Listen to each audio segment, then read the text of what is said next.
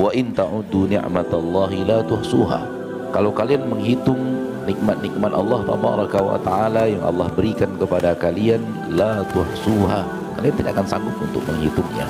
Di zaman kita sekarang ini mulai ada orang yang kalau sesuatu yang ada di dalam Al-Quran berbeda dengan apa yang dia rasakan, dia mencoba untuk meragukan isi Al-Quran, dan dia mencoba untuk mengotak-atik arti Al-Quran itu agar sesuai dengan apa yang dia rasakan. Innama kana qaulal mu'minina idza du'u ila Allahi wa rasulihi liyahkuma bainahum ay yaqulu sami'na wa ata'na. Sesungguhnya perkataan orang yang beriman apabila diajak kepada apa yang Allah katakan, apa yang dikatakan Rasulullah SAW, diajak kepada Allah dan Rasulnya, ay yaqulu, mereka hanya berkata sami'na wa ata'na, kami dengar dan kami taat. Dengar langsung taat. Kenapa? Karena yang ditaati mustahil salah. Saya gudangnya kesalahan, namun Al-Quran dan Sunnah mustahil salah. Saya harus ikut kepada Al-Quran dan Sunnah. Dan inilah jalan keselamatan. Man kana yu'minu billahi wal yaumil akhir, barang siapa yang beriman kepada Allah dan hari akhir, hendaklah dia muliakan tetangganya. Man kana yu'minu billahi wal yaumil akhir, barang siapa yang beriman kepada Allah dan hari akhir, hendaklah dia muliakan tamunya. Man kana yu'minu billahi wal yaumil akhir, hendaklah dia menjaga lisannya. Tugas para nabi dan para rasul itu dua: mubasysyirina, pemberi kabar gembira, wa mundhirina, pemberi kabar mara bahaya. Mubasysyirin, pemberi kabar gembira. Ini dia perintah dari Allah dan Rasulnya untuk kalian. Saya utusan Allah kepada kalian. Ini yang Allah inginkan untuk kalian lakukan, ini yang Allah inginkan untuk kalian tinggalkan. Kalau kalian ikuti, ini dia yang kalian dapatkan. Mubasysyirin, memberi kabar gembira dengan adanya surga untuk orang-orang yang taat kepada Allah dan Rasulnya. Wa mundhirina, tugas yang kedua adalah memberikan kabar akan adanya mara bahaya, peringatan mara bahaya. Saya adalah utusan Allah kepada kalian. Ini yang Allah inginkan untuk kalian kerjakan, ini yang Allah inginkan untuk kalian hentikan. Kalau kalian tidak mau melakukan ini, tidak patuh kepada perintah Allah dan larangan Allah, ini yang saya sampaikan sebagai utusan Allah, ini yang menanti kalian di akhirat. Dan seorang mukmin tahu dan sangat menyadari bahwa hidupnya menuju salah satu di antara keduanya.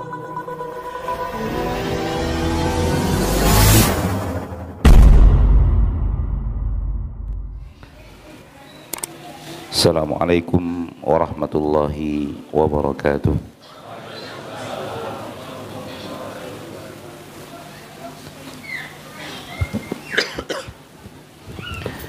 Innal hamdalillah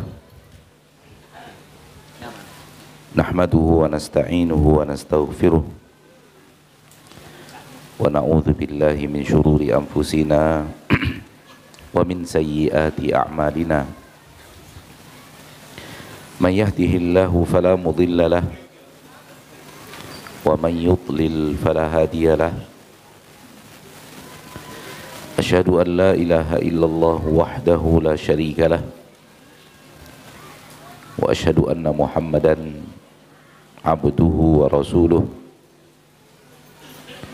sallallahu alaihi wa ala alihi wa ashabihi wa man tabi'ahum bi ihsanin ila yaumiddin wa sallama tasliman katsira. Amma ba'd, ma'asyiral muslimin wal muslimat, al hadirin wal hadirat, wal musyahidin wal musyahidat, saudaraku saudariku dimanapun anda berada, rahimani wa rahimakumullah. Pertama-tama sekali, mari kita bersyukur kepada Allah tabaraka wa ta'ala, Rabbul Izzati wal Jalalah, wa Rabbul Jabaruti wal Malakuti wal Kibriyai wal Azamah, atas segala limpahan rahmat dan nikmat yang diberikan Allah tabaraka wa ta'ala kepada kita. Dan ketahuilah bahwa rahmat dan nikmat Allah itu saking banyaknya, kita tidak akan sanggup untuk menghitungnya. Saking banyaknya. Allah berfirman di dalam Al-Quran, wa in ta'uddu ni'matallahi la tuhsuha. Kalau kalian menghitung nikmat-nikmat Allah tabaraka wa ta'ala yang Allah berikan kepada kalian, la tuhsuha, kalian tidak akan sanggup untuk menghitungnya. Saking banyaknya nikmat yang Allah berikan kepada kita, Allah pastikan kalau kita menghitungnya, manusia menghitungnya, lalu menggunakan alat yang paling canggih untuk menghitung sesuatu, digunakan untuk menghitung nikmat-nikmat Allah, tak akan terhitung nikmat-nikmat Allah itu.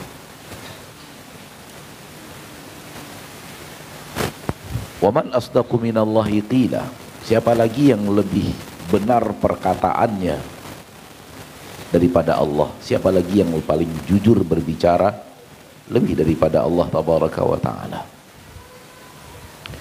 Namun yang paling sering terjadi dalam kehidupan manusia adalah dia tidak merasakan dia telah mendapatkan nikmat yang besar.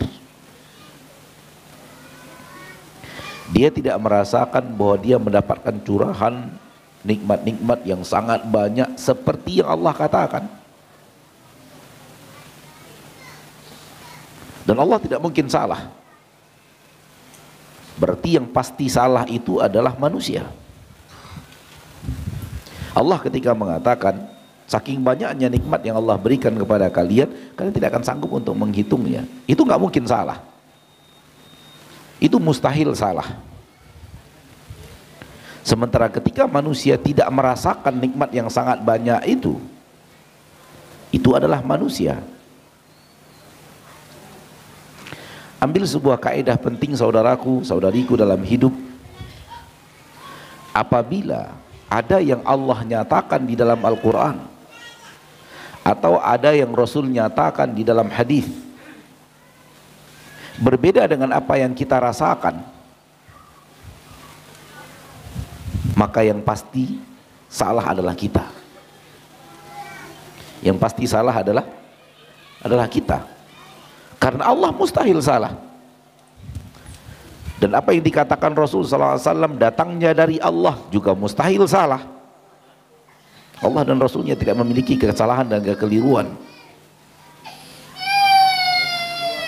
Rasul walaupun manusia, akan tapi manusia yang berbicara dengan wahyu dari Allah. Wa ma yantiqu 'anil hawa in huwa illa wahyu yuha. Tidaklah dia, yaitu Rasul SAW, berbicara melalui hawa nafsunya, bukan dari dirinya. In huwa illa wahyu yuha.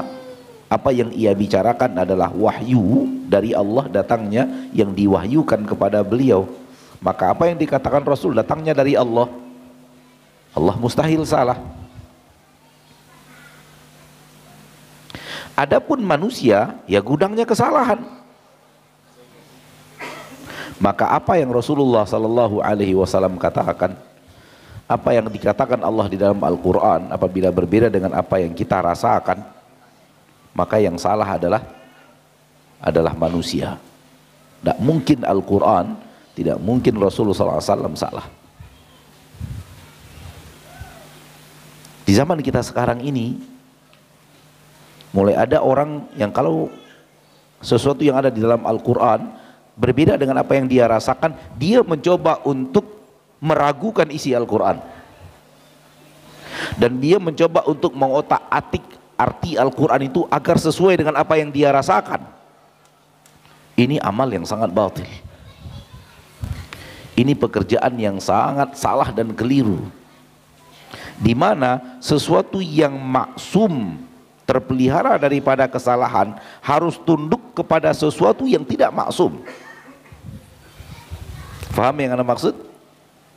Perasaan manusia, apa yang dirasakan manusia, terpeliharakah daripada kesalahan? Ya atau tidak? Tidak. Terpeliharakah dari jebakan-jebakan syaitan? Ya atau tidak? Tidak. Bagaimana mungkin apabila Al-Quran dan hadis berbeda dengan apa yang kita rasakan, berbeda dengan apa yang manusia ketahui, lalu kemudian Al-Quran dan hadis ini harus dirubah bentuknya, dirubah maknanya, dilarikan kepada makna yang lain agar bersesuai dengan apa yang dirasakan oleh manusia. Ini batil. Ini min abtalil batil. Batil yang sangat batil. Harusnya yang tidak maksum tundukkan kepada yang maksum. Yang tidak terpelihara daripada jebakan-jebakan syaitan, yaitu sesuatu yang ada pada ilmu manusia, sesuatu yang ada pada perasaan manusia, sesuatu yang ada pada pengetahuan manusia, itu tidak terpelihara daripada jebakan syaitan. Harusnya dia tunduk kepada sesuatu yang terpelihara dari jebakan syaitan, dijaga oleh Allah tabaraka wa taala agamanya daripada tipu muslihat syaitan laknatullahi alaih. Itu yang harusnya terjadi. Namun di zaman kita sekarang ini sudah mulai ada kelompok yang memang kalau berbeda dengan Al-Quran, Al-Quran yang dia ragukan. Na'udzubillah min dzalik. Dengan aneka ragam alasan, dengan aneka ragam retorika, mereka mencoba untuk mengatakan bahwa Al-Quran dan Sunnah tidak mungkin berbicara hal yang salah. Ini yang kita rasakan, ini yang ada di dalam Al-Quran dan Sunnah. Mungkin Al-Quran dan Sunnah maksudnya lain. Lalu dia coba untuk merubah-rubah sesuatu yang ada di sana agar sesuai dengan apa yang dia rasakan. Ini hal yang batil. Harusnya innama kana qaulal mu'minina idza du'u ila Allahi wa rasulihi liyahkuma bainahum ay yaqulu sami'na wa ata'na. Sesungguhnya perkataan orang yang beriman apabila diajak kepada apa yang Allah katakan, apa yang dikatakan Rasulullah SAW, diajak kepada Allah dan Rasulnya, ay yaqulu, mereka hanya berkata sami'na wa ata'na. Kami dengar dan kami taat. Dengar langsung taat. Kenapa? Karena yang ditaati mustahil salah, yang ditaati mustahil keliru. Saya gudangnya kesalahan, namun Al-Quran dan Sunnah mustahil salah. Saya harus ikut kepada Al-Quran dan Sunnah. Dan inilah jalan keselamatan. Tidak menjadikan Al-Quran dan Sunnah tempat di mana kita menambatkan pemahaman, tempat di mana kita mencari hidayah, maka syaitan dengan mudah akan menyeret kita dari jalan yang lurus. Dan itu yang kita sampaikan pada pertemuan subuh tadi, bahwa kalau seandainya ingin terjaga dari jebakan syaitan, kembalinya kepada Al-Quran dan Sunnah, karena itu jalan yang dijaga oleh Allah dari jebakan-jebakan syaitan. Saudaraku, saudariku, kaum muslimin dan muslimat, al-hadirin wal hadirat, al-musyahidin wal musyahidat, rahimani wa rahimakumullah. Salah satu bab keimanan yang terbesar di dalam Al-Quran adalah bahasan hari akhir. Hal-hal yang berhubungan dengan keimanan, pembahasannya di dalam Al-Quran yang paling banyak diantaranya adalah tentang hari akhir, tentang hari akhirat. Apabila kita bolak-balik Al-Quranul Karim, saat membaca Al-Quranul Karim, kita akan menemukan sering sekali Allah mengingatkan kita kepada hari akhirat. Tidak akan kita temukan dalam 2 atau 3 lembar Al-Quran yang tidak membahas hari akhirat. Mengingatkan kita kepada hari berbangkit, mengingatkan kita kepada hari di mana kita dikembalikan kepada Allah, mengingatkan kita tentang hari berhisab, mengingatkan kita tentang surga, mengingatkan kita tentang neraka, mengingatkan kita kepada hal-hal yang terjadi di padang mahsyar, mengingatkan kita kepada aneka ragam. Karena memang 2 bab keimanan di antara 6 bab keimanan yang ada di dalam agama kita di rukun iman, 2 yang terbesar di antaranya adalah iman kepada Allah dan iman kepada hari akhir. Iman kepada Allah dan iman kepada hari akhir. Maka bahasan di dalam Al-Quran pun itu yang terbesar, berbicara tentang Allah dan berbicara tentang hari akhir. Oleh karena itu Rasul kita tercinta sallallahu alaihi wasallam sering mengajak kita beramal saleh dengan mengingatkan kita kepada iman kepada Allah dan iman kepada hari akhir. Man kana yu'minu billahi wal yaumil akhir, barang siapa yang beriman kepada Allah dan hari akhir, hendaklah dia muliakan tetangganya. Man kana yu'minu billahi wal yawmil akhir, barang siapa yang beriman kepada Allah dan hari akhir, hendaklah dia muliakan tamunya. Man kana yu'minu billahi wal yawmil akhir, hendaklah dia menjaga lisannya.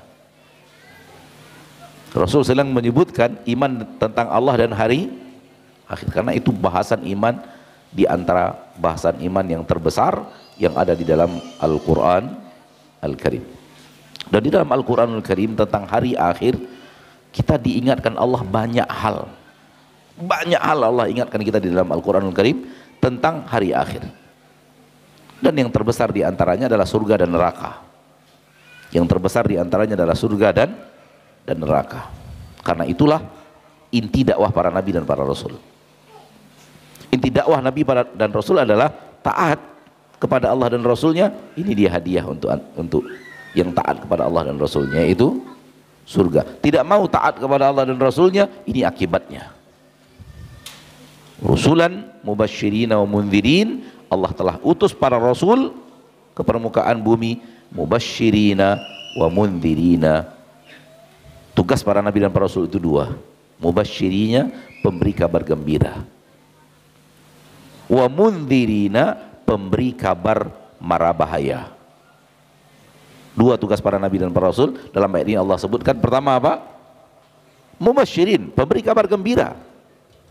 Ini dia perintah dari Allah dan Rasulnya untuk kalian. Saya utusan Allah kepada kalian. Ini yang Allah inginkan untuk kalian lakukan. Ini yang Allah inginkan untuk kalian tinggalkan. Kalau kalian ikuti, ini dia yang kalian dapatkan.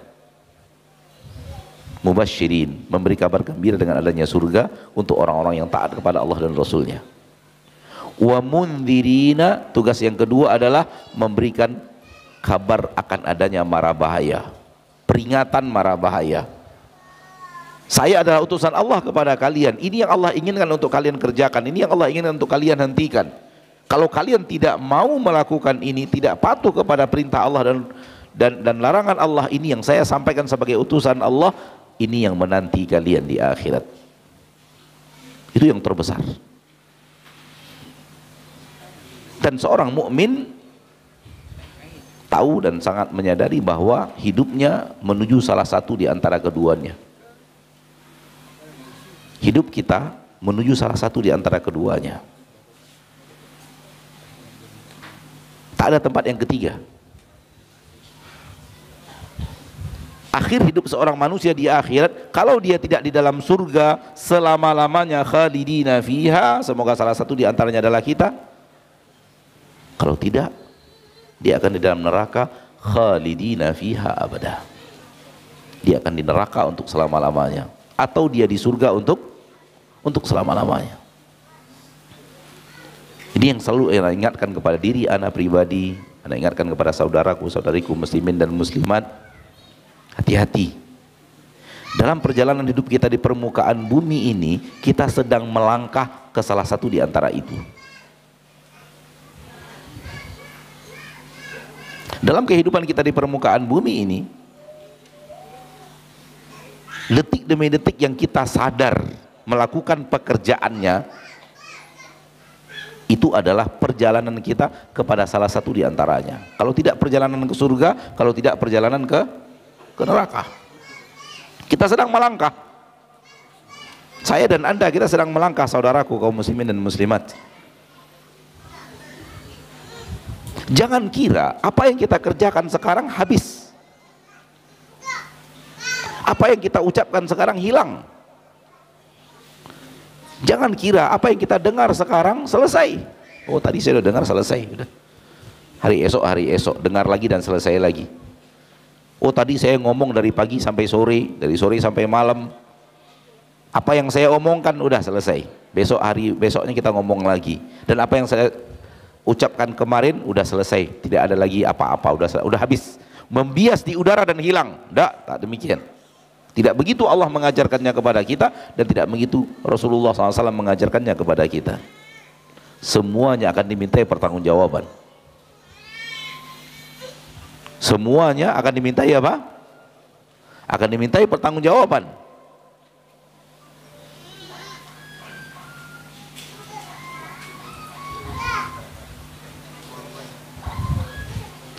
Semuanya akan dimintai pertanggungjawaban. Bapak dan Ibu yang dimuliakan Allah Tabaraka wa Ta'ala, di dalam surat At-Takwir, demikian juga dalam surat Al-Infitar, surat yang berdekatan di dalam juz 30, Allah Tabaraka wa Ta'ala mengatakan itu dengan tegas kepada kita. Di dalam surat At-Takwir Allah katakan alimat nafsun ma ahdarat. Di dalam surah Al-Infitar Allah katakan alimat nafsun ma qaddamat wa akharat. Dua ayat ini yang ada di dalam surah At-Takwir dan surah Al-Infitar, dua-duanya berbicara hal yang sama, yaitu semua yang kita kerjakan di akhirat kelak kita akan ingat. Bagaimana caranya? Kok bisa kita ingat? Allah fa'alul lima yurid. Allah bisa berbuat apapun yang Ia inginkan. Kalau kita hari ini disuruh mengingat apa yang kita katakan mulai dari tadi pagi sampai sekarang, bisa nggak? Nggak bisa, baru 1 hari. Bagaimana yang kemarin? Bagaimana 1 bulan sebelumnya? Bagaimana 1 tahun setelahnya? Bagaimana 10 tahun yang lalu? Nggak mungkin, mustahil. Nggak ada yang bisa ingat. Namun di akhirat Allah fa'alul lima yurid. Allah berbuat apapun yang Allah inginkan. Allah jadikan kita ingat semuanya.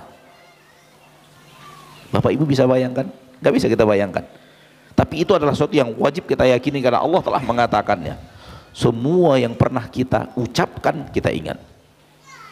Dikembalikan kepada memori kita oleh Allah semua yang pernah kita ucapkan. Berapa banyaknya? Dikembalikan kepada memori kita oleh Allah Tabaraka wa Ta'ala semua yang pernah kita lihat. Salah satunya untuk pernah melihat anak di sini kan? Itu akan untuk ingat di akhirat untuk selama-lamanya. Dan semua yang pernah dilihat oleh mata, semua yang pernah didengar oleh telinga, semua yang pernah kemana saja kaki ini melangkah, semua apa yang pernah diambil, diterima, disentuh oleh tangan, semuanya dikembalikan Allah. Alimat nafsun ma ahdarat, alimat nafsun ma qaddamat wa akharat. Semua jiwa tahu apa yang pernah dia kerjakan, apa yang pernah dia kedepankan dan dia akhirkan. Makna ayat semua yang kita kerjakan. Tidak hanya ingatan, catatannya ada. Sebelum catatan ada, sudah ingat. Jadi begitu seorang dibangkitkan dari kubur, dan kita pasti salah satu di antaranya, nggak ada keraguan sedikit pun di dalam itu, ragu dalam masalah itu, dipertanyakan keimanannya kepada hari akhir, ragu terhadap adanya hari akhir, dipertanyakan imannya sebagai seorang mukmin dan muslim, tidak boleh ada keraguan, apalagi pengingkaran. Begitu dibangkitkan dari alam kubur, apa yang terjadi? Semua yang pernah kita ucapkan kita ingat, semua yang pernah kita lihat kita ingat, semua yang pernah kita dengar kita ingat, semua yang pernah kita pegang, kita sentuh, kita ambil, kita tulis, kita terima, kita ingat. Kemana saja kaki ini pernah melangkah, semua kita ingat. Itulah kenapa padang mahsyar hari yang sangat menakutkan. Itulah kenapa padang mahsyar manusia dalam keadaan tak berpakaian dan dia tidak peduli karena saking stresnya dia berhadapan dengan padang mahsyar. Saking takutnya, keadaan mencekam. Apa yang terjadi? Semua yang pernah kita lakukan masuk kembali dalam memori.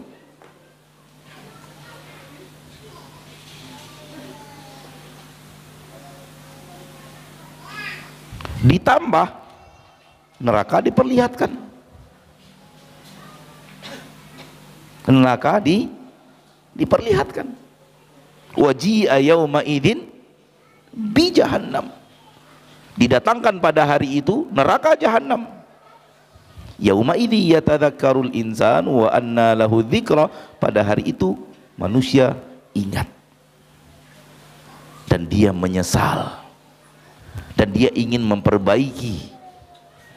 Wa anna lahu dzikra. Dan apa gunanya? Apa fungsinya lagi ingat ketika itu? Enggak berlaku, tak bermanfaat. ingat di padang mahsyar nggak ada manfaatnya, karena yang Allah inginkan itu ingat di sini, di hari Jumat, di hari Sabtu, di hari Ahad, di hari Senin, di hari Selasa, di hari Rabu, di hari Kamis. Ingat bahwa di sana ada neraka yang siap menanti apabila kita tidak mau patuh dan taat kepada perintah Allah dan larangan Allah, perintah Rasul dan larangan Rasul sallallahu alaihi wasallam.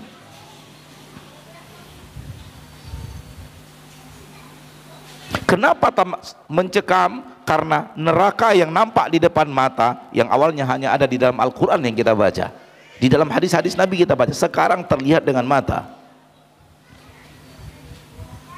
Dan ada di antara amal kita yang mungkin menyebabkan kita menjadi penduduk neraka. Wallahi, itu akan terjadi kepada saya, terjadi kepada kita semua yang hadir di majelis ini, terjadi kepada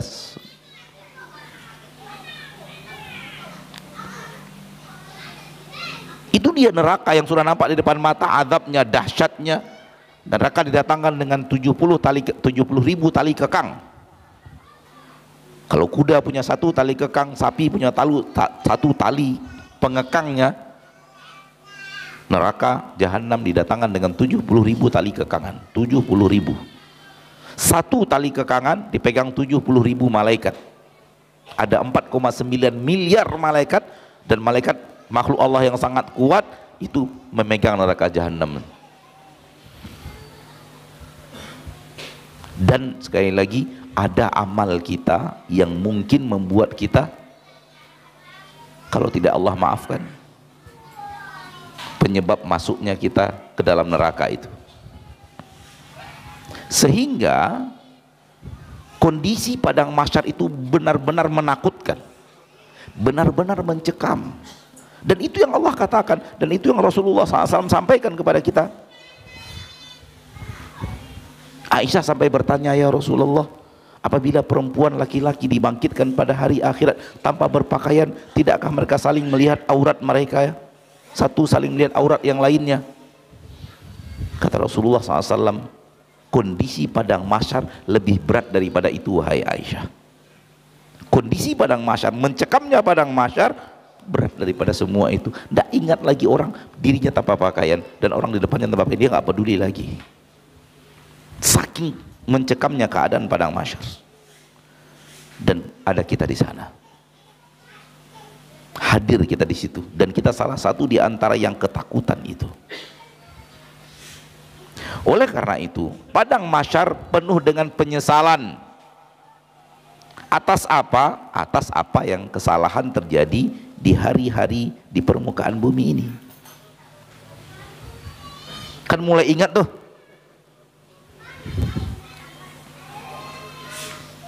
Ingatan kita terhadap dosa dan maksiat yang kita kerjakan, mulai terjadi penyesalan.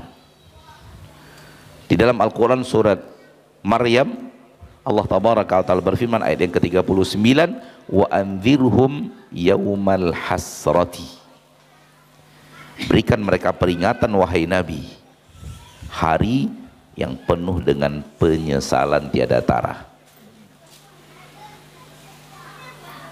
yaitu hari akhirat. Allah menyebut hari akhirat dalam ayat ini hari apa? Hari penyesalan. Kenapa? Ya bayangkan saja apa yang sudah ana gambarkan tadi. Semua manusia menyesal, termasuk para nabi dan para rasul telah melakukan kesalahan-kesalahan, menyesal. Nabi Adam menyesal satu makan yang terlarang yang pernah dia makan. Nabi Musa menyesal telah membunuh tanpa sengaja. Nabi Nuh menyesal. Nabi Ibrahim menyesal telah berdusta 3 kali. Lalu bagaimana penyesalan kita? Nabi Adam 1, Nabi Musa 1, Nabi Ibrahim 3. Lalu bagaimana kita? Berapa kali dusta kita sepanjang usia kita? Berapa kali hal yang tidak boleh kita makan, kita makan? Walau bukan bentuknya haram, tapi cara mendapatkannya haram. Sama saja Sama-sama haramnya, yang satu zatnya yang diharamkan, yang satunya cara mendapatkannya diharamkan, sama-sama haram. Oleh karena itu ayat di dalam Al-Quran berhubungan dengan makan dan minum dan jebakan syaitan. Ya ayyuhalladzina amanu kulu mimma fil ardi halalan thayyiba wa la tattabi'u khutuwatis syaitan. Kenapa makan dan minum dikaitkan dengan langkah-langkah syaitan? Karena syaitan mengajak kita untuk makan makanan yang haram, minum minuman yang haram dengan caranya. Intinya adalah hari padang mahsyar, hari akhirat adalah hari yang penuh dengan penyesalan. Bapak Ibu yang dimuliakan Allah, apa saja yang disesali oleh manusia di padang mahsyar disebutkan oleh Allah di dalam Al-Quran dalam beberapa ayat akan beberapa penyesalan. Penyesalan yang paling hebat adalah di mana mereka menyesal tidak taat kepada Allah dan Rasulnya, tidak taat kepada Allah dan Rasul. Di dalam Al-Quran surah Al-Ahzab ayat 66 Allah tabaraka wa ta'ala berfirman, yauma tuqallabu wujuhuhum finnar yaquluna ya laitana ata'na allaha wa ata'na rasulah. Pada hari di mana wajah mereka dibolak-balik di dalam neraka jahanam. Na'udzubillah min dzalik. Dibakar dari kanan, dibalik, dibakar lagi dari sebelah sini, dibalik. Kalau antum suatu saat masak kambing guling, itu baru kambing guling, kayak gitu gosongnya, itu baru apinya dunia yang tidak seberapa dengan apinya neraka. Yaqulun, ketika itu mereka berkata, ya laitana ata'na Allah wa ata'na Rasulah. Duhai andai dulu di dunia kami mau taat kepada Allah, kami mau taat kepada Rasulullah sallallahu alaihi wasallam. Di dunia ini sekarang ini kita disuruh taat loh, tetapi kita disuruh memilih. Disuruh taat, dilarang tidak taat, tapi diberikan kemampuan memilih. Dan kita mulai memilih, timbang-timbang.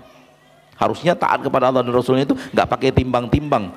Sudah kita katakan di awal, sami'na, harusnya seperti itu. Tapi coba lihat kehidupan kita sekarang, pilih-pilih. Orang taat kepada Allah sekarang ini, di zaman kita sekarang ini banyak pilih-pilih. Yang dia suka dia taat, tak suka dia mundur. Cocok menurut dia dia kerjakan, tak cocok menurut dia dia tinggalkan. Menurut dia bisa mendatangkan keuntungan dunia dia kerjakan, menurut dia tidak bisa mendatangkan keuntungan dunia dia mundur.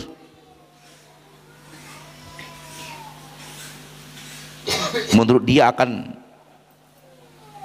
hal yang dia sukai daripada maksiat dia kerjakan. Tak peduli kepada, dia tahu bahwa itu adalah larangan dari Allah. Itu dilarang oleh Rasulullah sallallahu alaihi wasallam. Dan sebagian manusia ya sudah biasa-biasa saja, karena memang semua orang mengerjakan. Semua orang mengerjakan, ya sudah biasa-biasa saja. Itu tidak lagi maksiat, padahal sebenarnya dia tahu itu maksiat. Bukankah banyak wanita muslimah di zaman kita sekarang tahu bahwa tidak memakai jilbab itu haram, tidak menutup aurat itu maksiat, namun kenapa menjadi biasa? Karena banyak orang mengerjakan. Tuh, tidak menutup aurat itu, tidak menutup aurat itu, juga tidak menutup aurat itu juga suatu hal yang biasa. Tampilan di, saya menyebutnya peta 4 televisi, itu tontonan setiap hari juga yang tidak menutup aurat, sehingga mata ini sudah terbiasa dengan itu Sehingga apa? Sehingga mengerjakannya suatu hal yang biasa.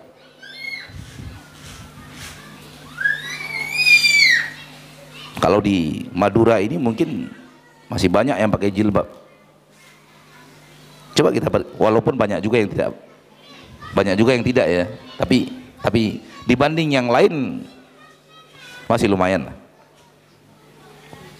Nah, kita bicara saudari kita yang tidak menutup aurat itu. Kenapa dia enjoy dengan tidak menutup auratnya? Karena menurut dia orang banyak sudah kerjakan, bukan hal yang aneh lagi. Padahal setiap dia keluar rumah, entah berapa dosa yang akan dia ingat ketika nanti di padang mahsyar. Satu orang lelaki melihat auratnya, dia ingat. 50 laki-laki yang melihat auratnya pada hari itu, 50 yang akan dia ingat di akhirat. 100. Kalau selama 30 tahun dia tidak menutup auratnya keluar rumah, berapa yang akan dia ingat? Berapa yang akan dia sesali?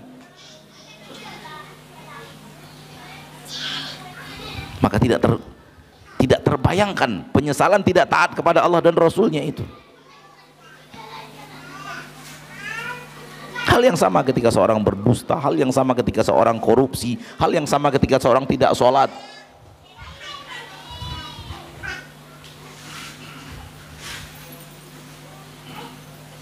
Bapak Ibu yang dimuliakan Allah, dari 100% umat Islam yang ada di Indonesia ini, berapa persen kira-kira yang sholatnya 5 kali sehari semalam? Kira-kira aja lah, namanya kira-kira, entah benar entah tidak, yang penting kira-kira menurut bapak-bapak berapa Pak? Dari 100% umat Islam yang ada di Indonesia yang kita cintai ini, berapa persen yang sholatnya 5 kali sehari dan semalam? Enggak peduli mau ke masjid enggak ke masjid, yang penting sholat gitu. Bapak, 30% perkiraan ya, kita mungkin salah mungkin benar, menurut hemat kita, menurut perkiraan kita 30%.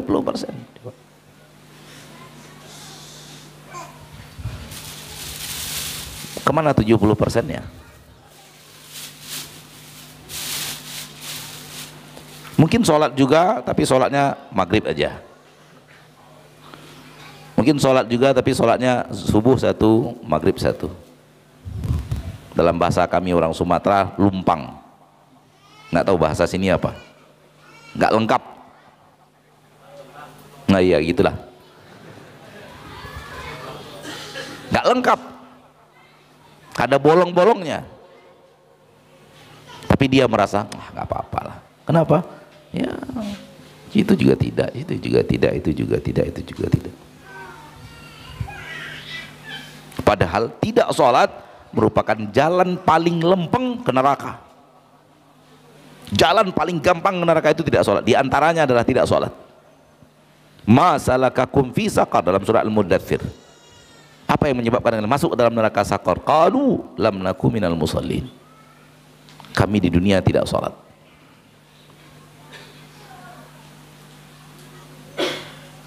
Maka tidak peduli kepada ketaatan kepada Allah dan Rasulnya di dunia. Kita tahu kita salah, kita kerjakan. Kita tahu kita meninggalkan kewajiban kita, enjoy karena semua orang juga melakukan hal yang sama. Di akhirat penuh dengan penyesalan. Yaquluna ya laitana ata'ana Allah wa ata'ana Rasulah. Andai dulu di dunia kami mau taat kepada Allah, taat kepada Rasulullah sallallahu alaihi wasallam. Dan itu sudah diingatkan Allah. Silahkan. Terlalu banyak Bapak Ibu yang dimuliakan Allah, apa yang dikerjakan manusia di permukaan yang kita tahu saja, terlalu banyak apa ya kesalahan yang terjadi, melanggar Al-Quran, melanggar sunnah Nabi kita tercinta, melanggar perintah dan melanggar larangan Allah dan Rasulnya. Itu akan disesali.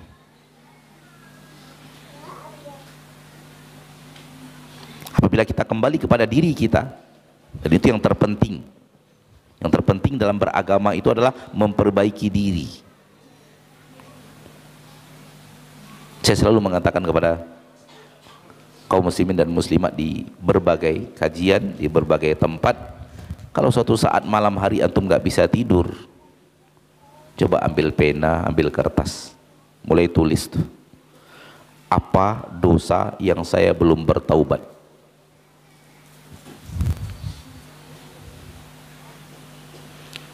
Bahagian daripada muhasabah diri, muhasabah amal. Satu, dua, tiga. Tapi untuk diri sendiri itu ya, nggak boleh sebar ke orang lain. Lima, yang belum taubat, yang masih dikerjakan.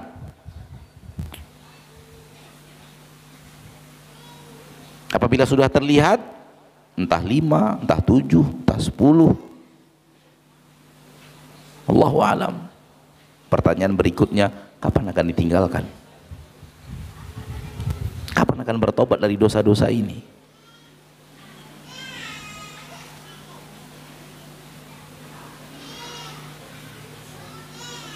Dan tobatnya itu harus sebelum meninggal. Harus. Karena kalau sudah meninggal tak ada guna penyesalan. Yauma idzi yatadzakkarul insan wa anna lahu adzikra. Hari di mana manusia ingat, manusia menyesal, manusia ingin kembali, manusia ingin merubah. Wa anna lahu dzikra. Tak ada lagi gunanya untuk ingat itu. Ingat yang bermanfaat, penyesalan yang bermanfaat, penyesalan yang masih ada kesempatan untuk memperbaiki. Penyesalan yang ada kesempatan untuk apa? Memperbaiki. Tapi kalau penyesalan tak ada lagi kesempatan untuk memperbaiki, maka itu bukan penyesalan yang bermanfaat, tak ada gunanya. Wallahi Fir'aun menyesal apa yang akan Fir'aun akan menyesal atas apa yang dia kerjakan. Wallahi Abu Jahal juga akan menyesal tentang apa yang dia lakukan.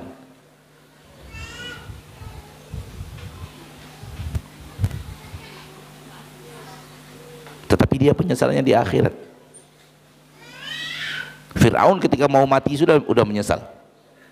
Ketika terombang ambing di laut, dia sudah mulai menyesal. Dia sudah mulai berkata, amantu bi rabbi Haruna wa Musa. Kami beriman dengan Rabbnya Harun dan Musa. Amantu bima amanat bihi banu Israel. Aku beriman dengan apa yang beriman kepadanya Bani Israel. Allah menjawab, al-ana wa qad asaita qablu wa kunta minal kafirin.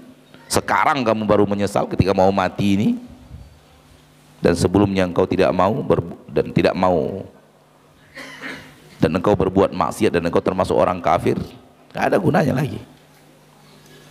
Semua orang-orang yang pasti masuk neraka menyesal atas seluruh yang dia kerjakan. Kenapa Allah terangkan ini kepada kita, kejadian di akhirat ini, agar kita menyesalnya di sini, agar kita menyesalnya di dunia ini.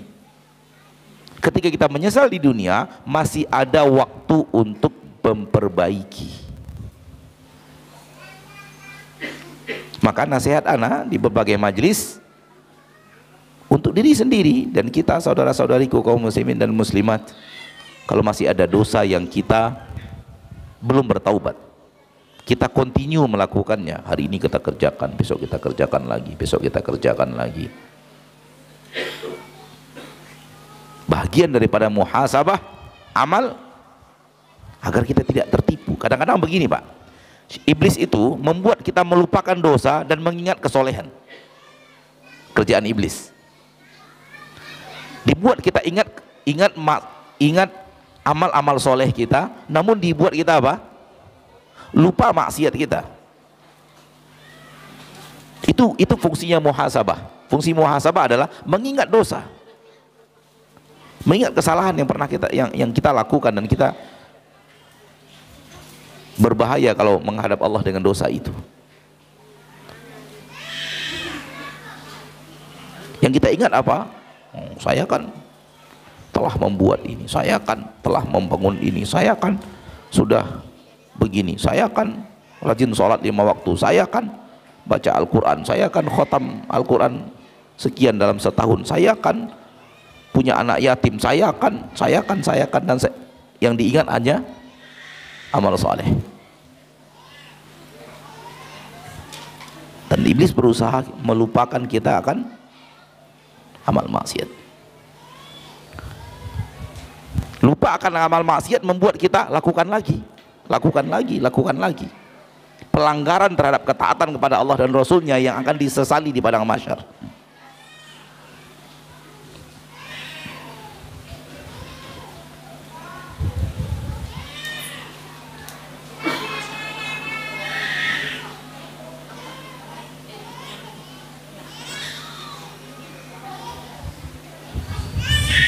Di dalam Al-Quran surat Fatir ayat 37, Allah tabaraka wa ta'ala berfirman, wahum yastarikhuna fiha, dan mereka teriak-teriak di dalam neraka. Teriak kesakitan pasti.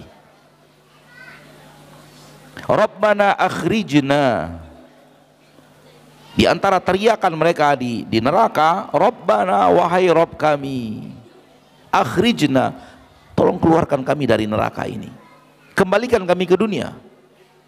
Na'mal salihan, kami pasti akan beramal saleh, ghairal ladzi kunna na'mal, bukan amal-amal yang dulu kami lakukan. Itu dia. Tidak taat kepada Allah dan Rasulnya. Allah katakan mereka akan teriak-teriak kena azab di akhirat. Na'udzubillah min dzalik. Semoga bukan kita salah satu di antaranya.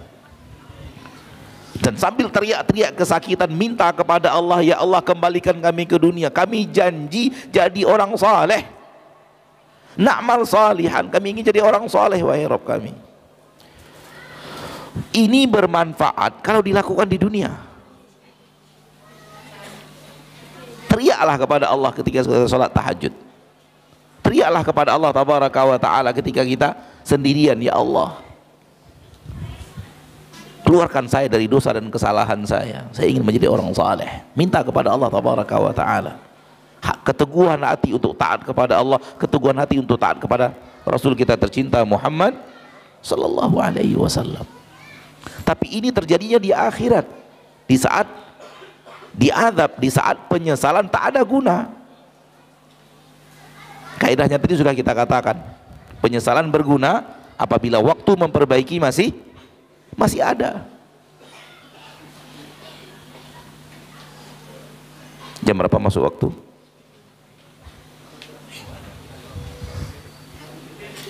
Baik.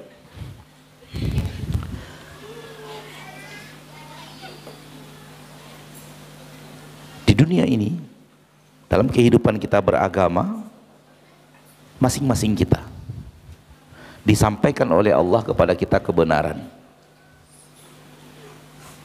Namun kadang-kadang kita tidak ikut disebabkan satu hal, segan kepada pemimpin, segan kepada masyarakat, segan kepada sahabat-sahabat kita, dan itu semua akan kita sesali. Kita akan sesali. Aneka ragam kesalahan yang kita lakukan karena manusia. Nanti akan kita bawakan penyesalan berteman. Insya Allah setelah sholat isya kita akan bawakan penyesalan ikut pemimpin yang salah. Iya. Kita tahu itu salah. Tapi ini perintah atasan. Yang harusnya kita mengatakan, maaf Bapak, maaf sekali saya nggak bisa. Itu yang harus kita lakukan. Tapi tidak kita lakukan dengan aneka ragam alasan. Baik Bapak dan Ibu ini muliakan Allah, kita akan berhenti untuk melakukan sholat dulu. Setelah itu kita lanjutkan dengan tanya jawab insyaallah taala. Wa sallallahu wasallam ala abdihi wa rasulihi nabiyina wa habibina wa sayyidina Muhammad walhamdulillahi rabbil alamin.